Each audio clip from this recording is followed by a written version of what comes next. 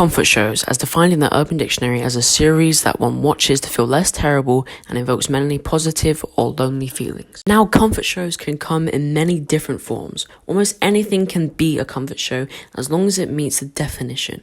But by far the most popular form of these shows are sitcoms. Now, a sitcom is designed to be a place where you can go, have a laugh, and just forget about the struggles in your life. And this is why sitcoms are the most rewatched genre of TV show, and there is a lot of them. You can be watching anything from The Big Bang Theory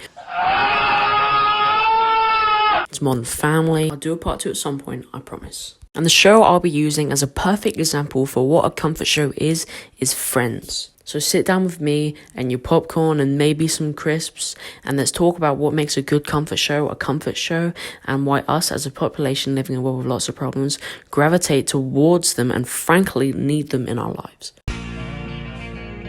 Friends is an immensely popular sitcom that ran for 10 seasons from 1994 to 2004. It's globally known and laid the groundwork for the profoundly overused friendship sitcom subgenre. What pulls people towards Friends and why it's so successful is it's not full of the best acting or writing or even crazy cinematography. It can be quite outdated at points, but what it does have is honestly funny comedy and most importantly a status quo. Status quos are essential to making a good comfort show and just a good sitcom in general.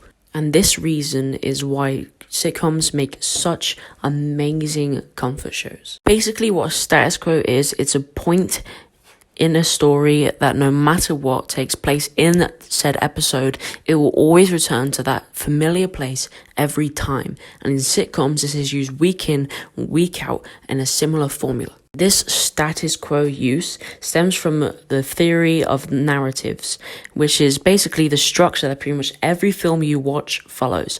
Think of any film and it usually has this structure. An equilibrium is set at the start of a film and then it's broken by usually an antagonist. The protagonist will go on an adventure to restore the equilibrium by the end of said film or TV show. Friends' equilibrium is about 6 friends sitting in a cafe talking about dating in New York before a plot point is usually brung in that same scene, which will stray the characters separate from each other to solve their own plot points. This could be the norm being broken by a new character asserting themselves into the episode, like a new romantic partner, boyfriend, or even an antagonist. But at the end of every episode, those 6 friends are always at that cafe at the end of the episode because the equilibrium has been restored and they are just talking about the same things. This is familiar to audiences because it gives them a structure in the unpredictability of our lives.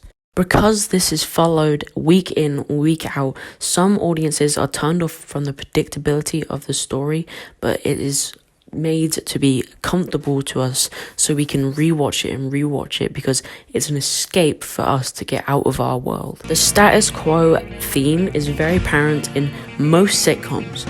How I Met Your Mother, they always return to their bar. Big Bang Theory, they're always sat on the sofa eating takeout. And even shows like Parks and Recreation and The Office, where no matter what, they always return to that comfortable workplace setting in their offices. Now, whilst I've used mainly workplace and predominantly friendship sitcoms as evidence and examples, this can also be illustrated in a family-style sitcom. Family sitcoms illustrate the idealized interpretation of a family.